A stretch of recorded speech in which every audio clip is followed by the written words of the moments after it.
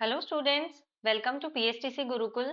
मेरा नाम है रुचि गोस्वामी और आज की जो हमारी क्लास है वो राजस्थान जीके की रहेगी, जो हमारी डेली होती है, जिसपे हम अपकमिंग कॉम्पिटिटिव एग्जाम्स हैं उनके क्वेश्चंस के बारे में हम डिस्कस करते हैं। उससे पहले गाइस, अगर आपने हमारा टेलीग्राम चैनल ज्वाइन नहीं किया है तो आप उसे ज्वाइन कर लीजिए। आपको कोई क्वेरी हो, इन्फॉर्मेशन कोई चाहिए आपको, तो आप मैसेज करके हमें पूछ सकते हैं। और इन क्लासेस की सारी क्लासेस, चाहे इंग्लिश हो या टेंस की, जीके की, अगर आपको कोई पीडीएफ चाहिए तो आप वहां मैसेज करके टेलीग्राम पे हमें पूछ सकते हैं, आपको वहां मिल जाएगी।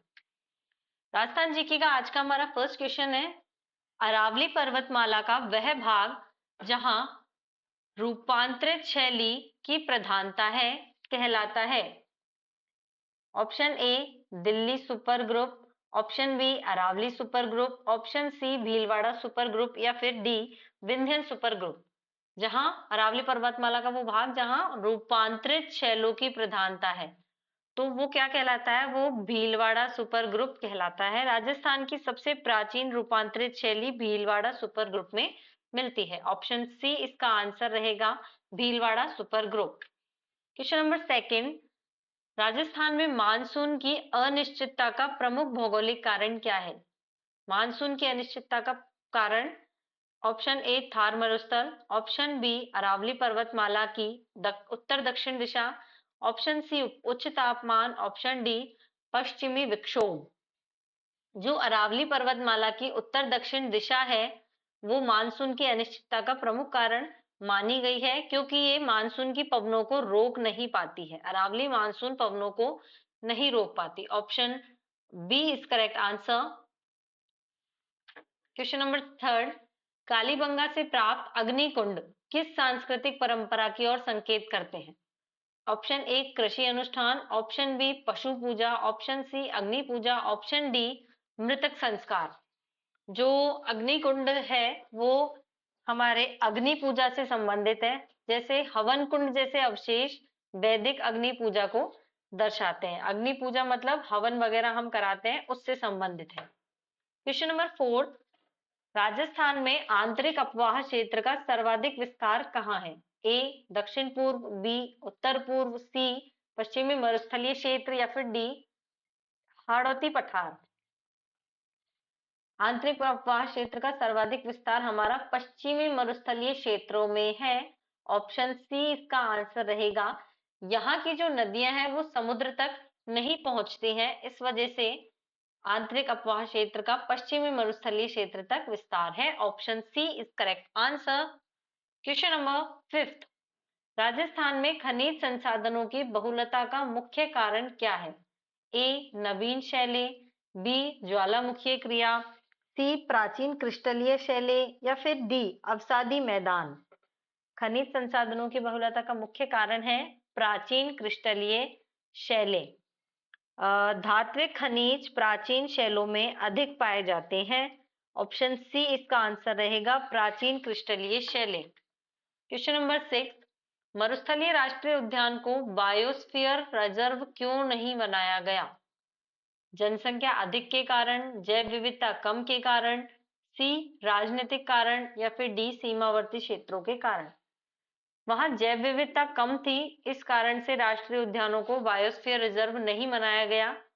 यहाँ पे उच्च जैव विविधता आवश्यक मानी जाती है, जैव विविधता कम होने के कारण उन्हें बायोस्फीयर रिजर्व नहीं बनाया गया। Option B is correct answer. Question number seven, Rajasthan में पवन ऊर्जा परियोजनाओं का मुख्य आधार क्या है? ए ऊंचाई, बी खुले मैदान, सी उच्च औसत पवन वेग या फिर डी कम तापमान। पवन ऊर्जा परियोजनाओं का मुख्य आधार है उच्च औसत पवन वेग।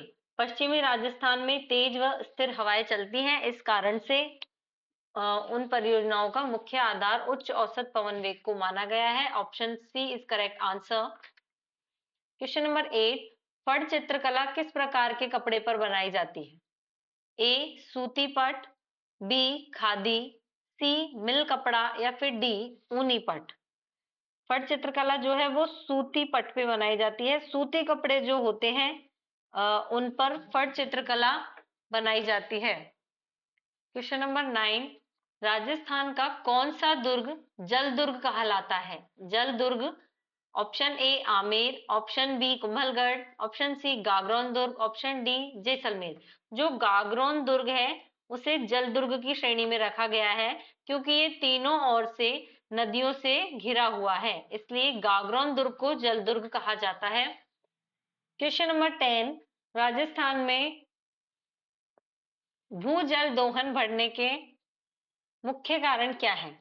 ए कृषि विस्तार, बी औद्योगिकरण, सी नगरीकरण या फिर डी उपरोक्त सभी। भूजल दोहन बढ़ने के कारण है कृषि विस्तार, औद्योगिकरण और नगरीकरण, ये तीनों ही कारण भूजल दोहन बढ़ने के कारण है। ये भूजल पर दबाव डालते हैं, कृषि विस्तार, औद्योगिकरण और नगरीकरण। Option D is correct answer, औद्योगिकरण, उपरोक्त सभी। क्वेश्चन नंबर 11, हाड़ौती पठार को उपजाऊ क्षेत्र क्यों कहा जाता है? अधिक वर्षा के कारण, काली मिट्टी के कारण, अधिक वनों के कारण या फिर नहरों के कारण? हाड़ौती पठार को उपजाऊ क्षेत्र काली मिट्टी के कारण कहा जाता है।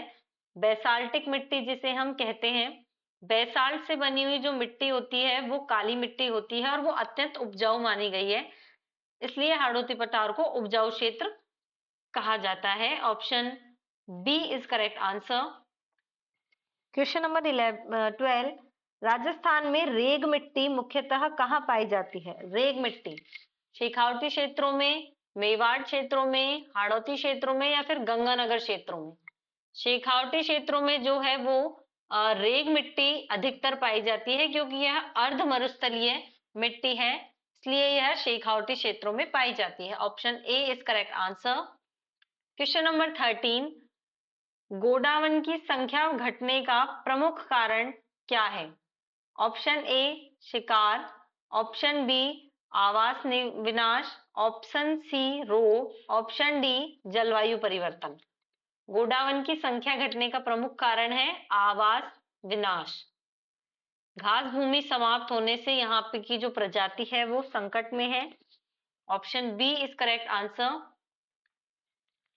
क्वेश्चन नंबर 14, पंचायत राज संस्थाओं को वित्तीय अधिकार कौन देता है? ऑप्शन ए राज्य वित्त आयोग, option B NITI Aayog, option C योजना आयोग या फिर डी केंद्र सरकार आयोग।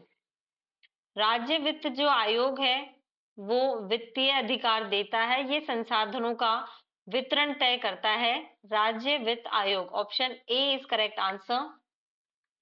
क्वेश्चन नंबर 15, सांबर झील के सिकुड़ने का मुख्य कारण क्या है? ए जलवायु परिवर्तन, बी अवैध नमक उत्खनन, सी पर्यटन या फिर डी शहरीकरण। सांबर झील क्यों सिकुड़ती जा रही है? अवैध नमक उत्खनन के कारण, इससे जल संतुलन बिगड़ जाता है। Option B is correct answer. Question number 16, Rajasthan की एपेमेरल नदी कौन सी है? एपेमेरल नदी, option A Banas, option B Chambal, option C Luni या ऑप्शन डी साबरमती। जो लूनी नदी है वो एपेमेरल नदी के नाम से जानी जाती है, ये केवल वर्षा ऋतु में बहती है। लूनी नदी एपेमेरल नदी मानी जाती है और ये वर्षा ऋतु में बहती है। Option C is correct answer. Question number 16, Rajasthan का भूकंपीय रूप से संवेदनशील क्षेत्र कौन सा है? A Bikaner, B Jaipur Alwar belt, C Jaisalmer या फिर डी कोटा। भूकंपीय रूप से संवेदनशील क्षेत्र है हमारा जयपुर अलवर बेल्ट।